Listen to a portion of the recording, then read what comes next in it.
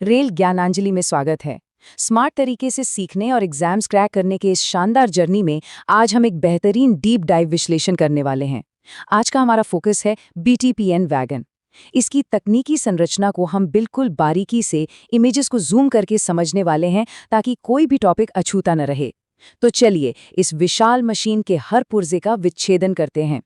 Screen पर दिख रहे इस बीटीपी वैगन को देखिए।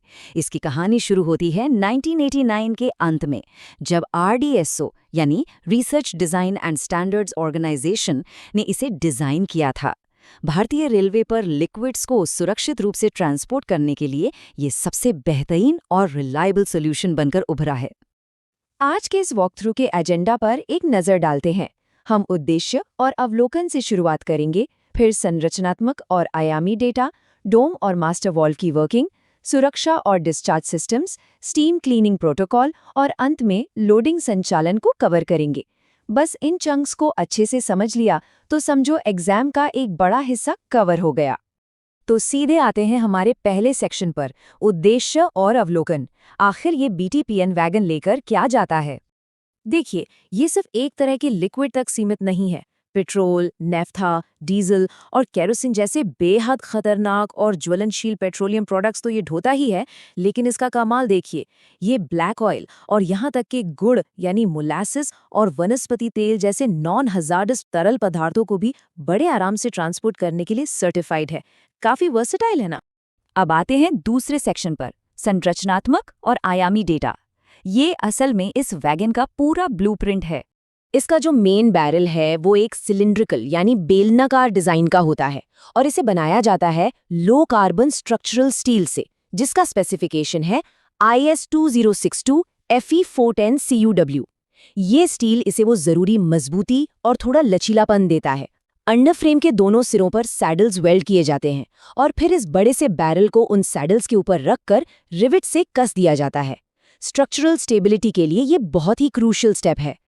अब इस डेटा मैट्रिक्स को थोड़ा ध्यान से देखिए। एग्जाम्स क्रैक करने के लिए ये डायमेंशनल नंबर्स रटे होने चाहिए। यहाँ सबसे जरूरी है इसकी क्यूबिक कैपेसिटी, जो कि एकदम सटीक 70.40 क्यूबिक मीटर है।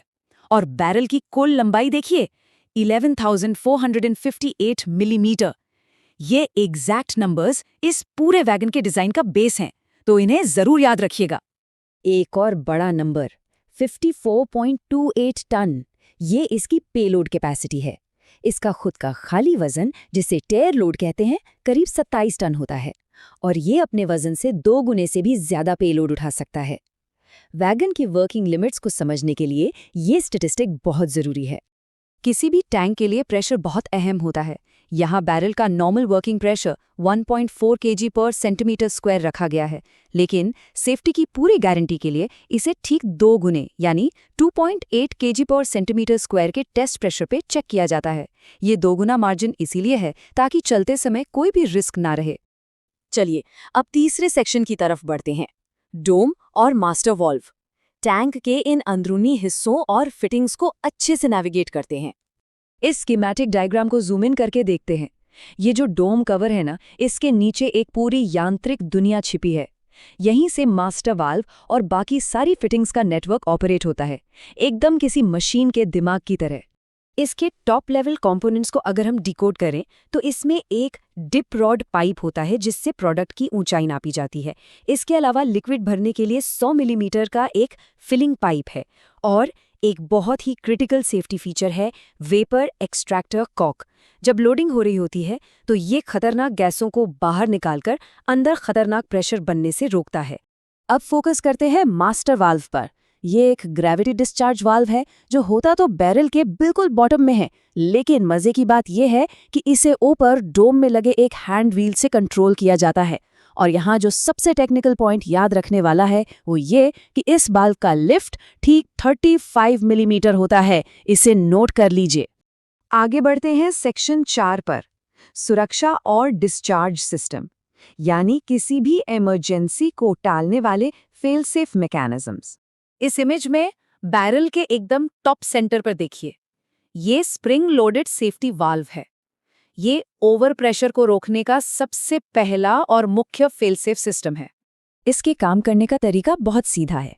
इसे ठीक 1.4 kgs पर स्क्वायर सेंटीमीटर के रिलीज प्रेशर पर सेट किया गया है। याद आया? ये वही एग्जैक्ट नंबर है जो हमने थोड़ी देर पहले नॉर्मल वर्किंग प्रेशर में देखा था। जैसे ही अंदर का प्रेशर इस लिमिट को छूता है, ये वॉल्व तुरंत ऊपर उठता है और एक्स्ट्रा प्रेशर को सेफली रिलीज कर देता है।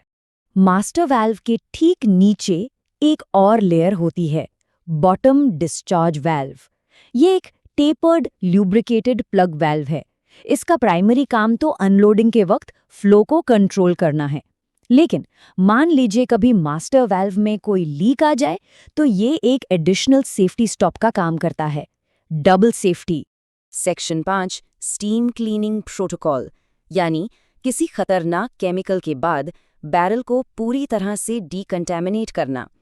इस पूरी प्रोसेस को अगर एक नाम देना हो तो वो होगा 24-12-24R प्रोटोकॉल। देखिए, सबसे पहले बैरल को 24 घंटे के लिए एकदम खुला छोड़ दिया जाता है। फिर मैनहोल के जरिए लगातार 12 घंटे तक अंदर स्टीम या भाप इंजेक्ट की जाती है। उसके बाद जमा हुआ पानी बाहर निकालते हैं और वापस 24 घंटे के लिए खुली हवा में छोड़ देते हैं। और हाँ, जब तक ये प्रोटोकॉल पूरा न हो जाए, किसी भी स्टाफ का बैरल के अंदर जाना पूरी तरह से बैन होता है। अब आते हैं हमारे आखिरी सेक्शन पर, लोडिंग संचालन। यहाँ सिर्फ एक ही मंत्र है, सेफ्टी फर्स्ट।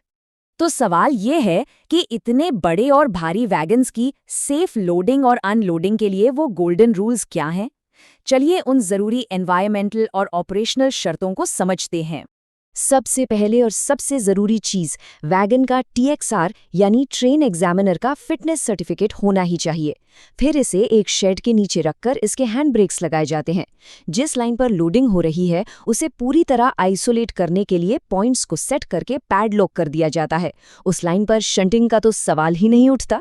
और इन सब के दौरान ऑपरेटर का वहां हर वक्त मौजूद रहना कंपल्सरी है। लोडिंग से जस्ट पहले वॉल्व्स की बहुत बारीकी से चेकिंग होती है। मास्टर वॉल्व एकदम फ्लूइड टाइट होना चाहिए। Bottom discharge valve blank flange और गैस्केट के साथ पूरी तरह बंद होना चाहिए।